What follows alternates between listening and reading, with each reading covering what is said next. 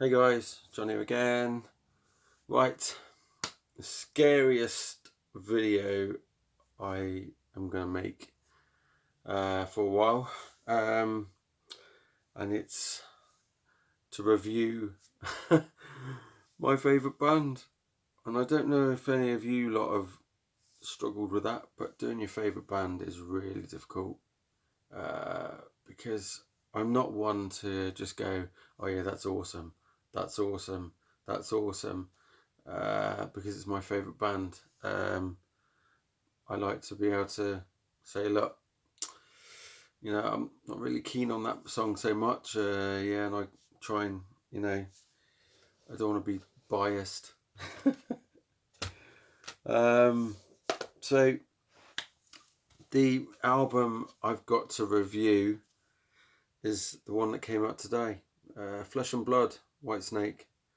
This is the Digipack Deluxe, and it's got the DVD on there, and this one's got the deluxe edition bonus tracks. So you've got 2 extra songs, Can't Do It Right for Doing Wrong, If I Can't Have You, and so that brings the total of songs on there to 15.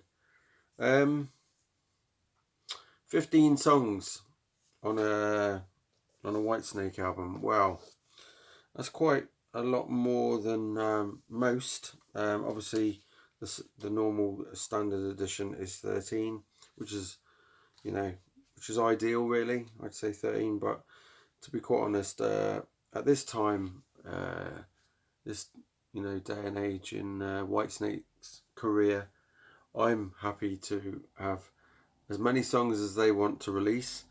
I think that's just due to there not being a proper Whitesnake studio album for, what was it? It's been quite a while now. Forevermore was the last one, and that was in, if I get this right, where's it gone? 2011. So 8 years to wait for a studio album by Whitesnake, a proper studio album, not the Deep Purple, the Purple album, because that's just Deep Purple songs that David Coverdale did, and when he was in Deep Purple. And so yeah, the last one was Whitesnake's Forevermore. Great album, this, absolutely great. And the one before that was Good to Be Bad. This is the box one, and that was in 2009, I think. No, 2008. So there wasn't much of a gap between those two, but 8 years on this one. Yeah, a bit of a gap. So I'm really chuffed to get this album. I might not sound it at the moment, but yeah, I was really looking forward to this from last year when I first heard about it. The cover, very much in the vein of the old, 1987, and slight Slip of the Tongue album. We've got the snake skin there with the red. I like it that they've gone back with that badge. Well, they had it. It was on Forevermore, but not much colour in that one. And then just the gold one there was a bit boring with that horrible X going through it. I didn't like that at all. So so yeah, this one's a bit more pleasing. I like this one, and yeah, this is a pretty cool digipack there, and I like it that the booklet's in there. Like I said in my previous video, I find it's a lot easier to get the booklet out without trying to tip it out like that, which I can't stand. And hopefully these cases will should last. The only thing I don't like about these cases is this is very exposed like that, with this plastic bit like that. So you got I suppose it makes you not put it in your CD rack that way, facing out. So be that way, which is, you know, pretty cool. I don't know if the red really pops on there enough on that darker background, but yeah, it's still pretty cool. So I did not buy the vinyl yet. I think there's 2 or 3 different ones on vinyl, different colours. I couldn't be bothered, to be quite honest. I will hopefully get a copy when the prices come down. I wanted the CD so I could stick it in my car and play it. I can't stand out. I won't ever download anything. So yeah, I will always buy this on CD first. I really did not want to get it on vinyl just yet. So yeah, even though I'd like to have a vinyl copy so I could put it in the background. So this one here, we're going to start off with the first song, which is Good to See You Again. And this is obviously my opinion of what I thought of the songs. Obviously I've been a fan of Whitesnake since the 87 album. So I'm more of a fan of the very old Whitesnake. And I'm a fan of David Coverdale's time with Deep Purple, his solo stuff, especially his first 2 albums. Actually, Into the Light is an amazing album as well, and I actually appreciate that more as I've got older, which is this album, and I highly recommend people buying that.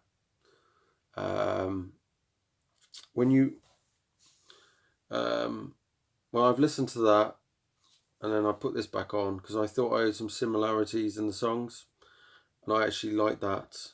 I'd actually play that over that. So yeah, that might come as a shock to a few people, but yeah, let's go. Good to See You Again. Obviously, I think that song would be a good opener to a Whitesnake show. I found it very repetitive, the chorus. I was like, it was just good to see you again, good to see you again, good to see you again, all the way through, like, and there was only a little bit of the verse, you know, to the song, and I was just like, God, this is getting on my wick. And I actually, when it was over, I was actually quite pleased it was over, because I wanted to hear the next song anyway. So I was quite disappointed as the opening song on this CD. And I've only it is a little rocker. It's, you know, it's what you'd expect. You probably would have heard that, or, you know, something similar to that, you know, on one of the old Whitesnake albums, or, you know, I'd say something along the lines of Come and Get It or something like that album. But to be quite honest, it just didn't do much for me. Do you know, I don't want to you know, this album is great, and I'd say that the guitars in it are pretty damn cool. So Reb and Joel Hoekstra have really, I'm quite shocked at how great sounding the actual music on this album is actually really great. I'm actually going to shock a few people and say that I don't think David Coverdale's lyrics to some of the songs are very, there's not much to them, and it gets a bit boring, you know. It's like I want more from that album, with reference to lyrics. There's a few songs on here that I was like, oh yeah, that's really cool, and I'll get onto those. Gonna Be Alright is my first favourite song on here, actually. I've actually marked that down as a 9. Sorry, Good to See You Again, I only gave a 7.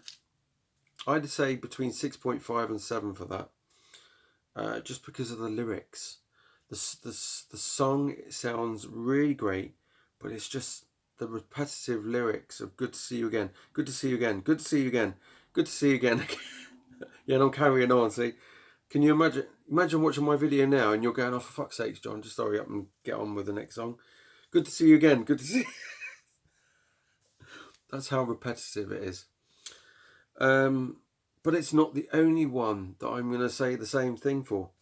Right, next song, track 2, Gonna Be Alright. I gave this a 9.5 because I actually really like this. It's a little bit moody. It's got awesome guitars in it.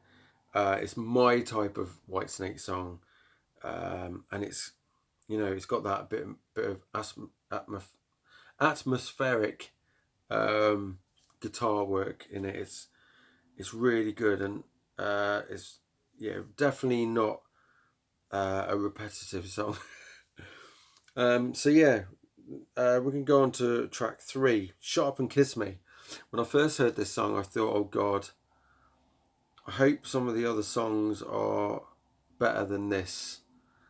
And I just thought the video was a bit cheesy, really. I like the fact that he bought his Jaguar, and I call it a Jaguar because that's what a Jaguar is, not a Jaguar. Jaguar. Jaguar. That's, yeah. I'm coming from David when he's a British guy. He's very posh sounding. So yeah, I like the fact that he brought his Jaguar in because I used to own a Jag. I used to own the one that came after that Jaguar, the XJ6, and I've had an X-Type as well in black. So yeah, I always like my Jags. But Shut Up and Kiss Me, I actually quite like now. When I've heard some of the songs on the album, it actually makes, it's one that I would actually put on. And I think it's a great party tune, a good song for, for playing a karaoke type thing. Or, it's going to be a great one live, I think, as well. It's going to get a lot of the audience going, that one. I've given that an 8. I really have. I probably am being a bit generous there, actually. Let's just say 7.5 to 8 on that one. The next one, Hey You, You Make Me Rock. This has got it's got a great intro to this one. I enjoyed that. And I actually think that this song should be more of a closer. And it also sounds like the Burn era. I think this could have been on the Burn era, the Burn album of Deep Purple, which David sang was the first album he was on with Deep Purple. And I've actually given this a 9.0. I thought it was really fab. That's one of the songs I play a lot more. And then we get to the song that really got on my wick. And this whole repetitive thing had come back. And at first, I liked the intro a little bit. And I thought, oh my God, that sounds like a Thin Lizzy song from the 70s. And I was just like, oh my God. I was ready for Phil Lynott to start singing. And then David started singing. And it just sounded so much like, I can't even remember what song it is now. But it sounded so much like Thin Lizzy. So check out that. It's called Always and Forever. I was really bored of the lyrics. The chorus was just repetitive, boring, and it was just like always and forever, always and forever. And and I actually skipped the song in my car. I played it. I've played this album twice, and I played it in my car and I played it at home before doing this. And I was like, oh my God, I had to skip the song. And I had my girlfriend in the car, and I just was like, oh God, this is getting a bit, I felt a bit sick listening to it, because it was just like, always and forever, we'll be together for always and forever. And I just thought, God, yeah, I don't think relationships, or are always and forever. Very special ones are, and I'd like to think that my relationship's always going to be always and forever. And but playing it in front of my girlfriend, I was just like, God, this is so cheesy. I've got to turn this off. So I've only given that a 6.0.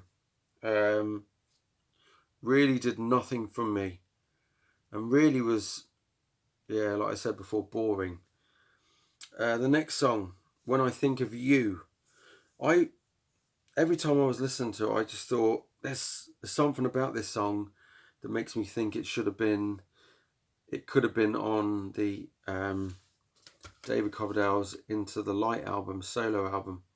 This is his third solo album, and it felt like there was parts of songs off of there that were in When I Think of You, which isn't really a bad thing, because I do like that album a lot.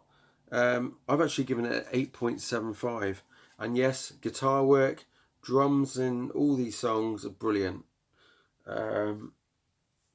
Just, always and forever, like I said, I said it was boring, but it was only the lyrics. The music to it was great. So the next song we go to is Trouble Is Your Middle Name. I think this has got a great chorus. The music, the guitars in it were, again, awesome. The riffs are amazing on this album. But this one's like a great stomping riff in this. It's not like heavy. It's just your classic Whitesnake. I could imagine Bernie Marsden and Mickey Moodoo playing again to this. Obviously, they're not as fast and they're not as technical as Joel Hoekstra or Reb Beach, but I could imagine the classic Whitesnake band playing quite a few of these songs, to be quite honest. But yeah, Trouble Is Your Middle Name. I just gave that an 8.5. I would definitely play that again. That would be one that would be great at the live situation. That would probably get a lot of the audience participation in that. I reckon that's going to be played live, that one, for sure. Because I haven't really watched any of the live things with Whitesnake. I haven't really watched any of the new songs being played live on YouTube with the band, with the latest gigs they've been doing. So the next one, Flesh and Blood.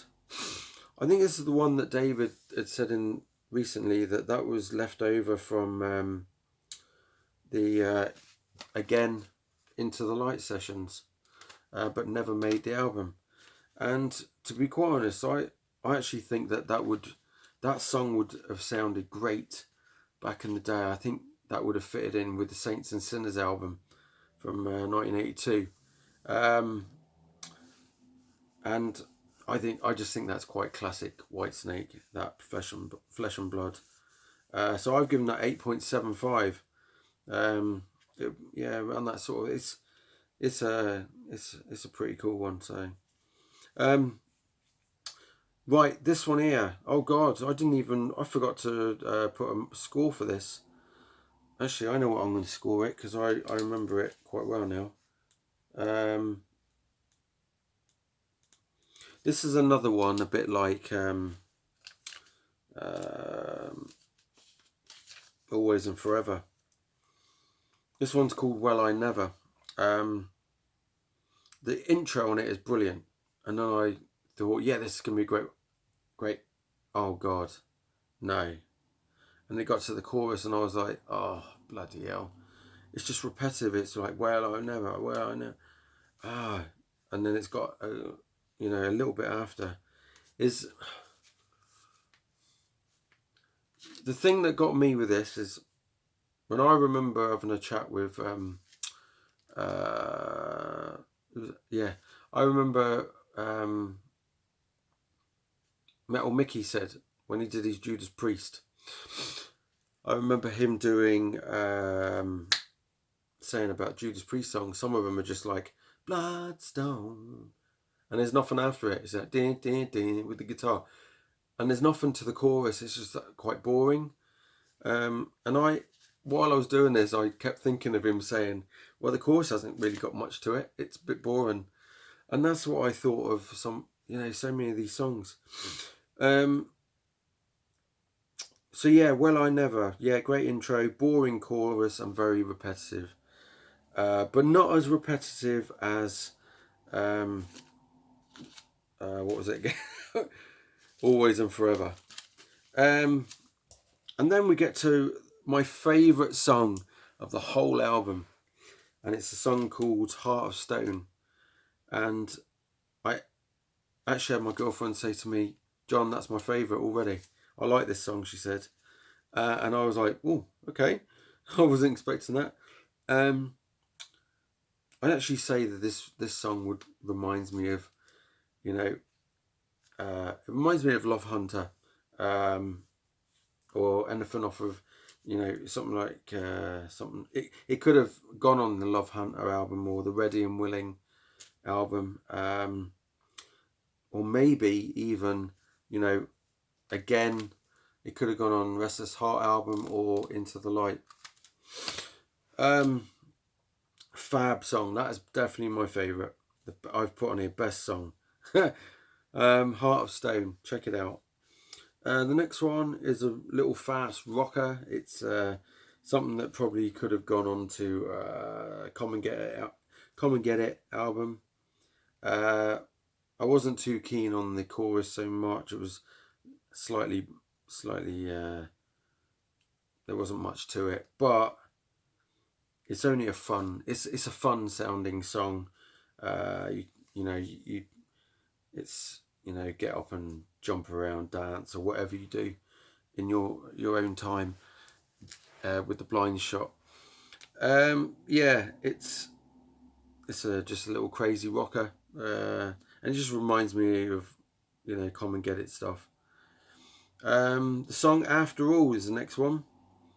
Acoustic, but I would actually say that I did like this song. Oh, do you know what? I forgot to tell you what I rated Get Up. I rated it as 8. So, 7.5 to 8. I've put 8. So, the song After All, the next one. Acoustic, slightly fast paced. I found it a bit too fast for that. I was thinking, God, this song would have been great if it was just a little bit slower. But I actually thought it sounded a cross between Simon and Garfunkel, like a 60s song, with something like, I don't know, with a bit of Led Zepp in there. And like a acoustic Zepp, like Going to California with Simon Garfunkel. No, I don't think Going to California would be the right one. I'm trying to think. Oh, what's that Led Zeppelin song that I like? I forgot now. I don't know. It's quite Zeppelin-esque. So I've given it a 7 for that one. It's definitely got a bit of Simon Garfunkel. I've listened to, some of their albums and I thought, wow, that's definitely sounds a bit like that. But if it was slower, I think it would be a much better song. Next one. That's not it. Sands of Time. This is the last song on the standard CD. It's quite a dark song, I reckon. It's a good one. It's Zeppelin-esque It's something that I could have seen on Coverdale Page album. Absolutely brilliant. You know, I like that sort of Coverdale Page style of how, you know, I wish David would do a second album with Jimmy Page. That would be amazing. But yeah, that's what I think of Sands of Time. It's great. I've given it 8.75 if I haven't already said that. And then we go on to the two bonus tracks. Can't Do Right for Doing Wrong is a slow bluesy style old classic. It could have been Whitesnake song. It could have easily gone on to Restless Heart or Into the Light Again.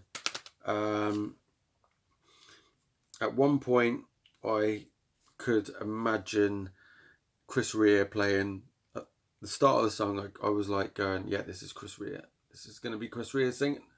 No, it's David Coverdale again. But that was the first thing that came in my head, was that sounded, the music, the blues of it sounded like a Chris Rea one. But yeah, definitely that could have been on one of the old Whitesnake song albums anyway. Probably Ready and Willing. Maybe Saints and Sinners, say. Yeah. The last song as a bonus, If I Can't Have You. I actually must have enjoyed this. I didn't write much about it, but I gave it an 8.75.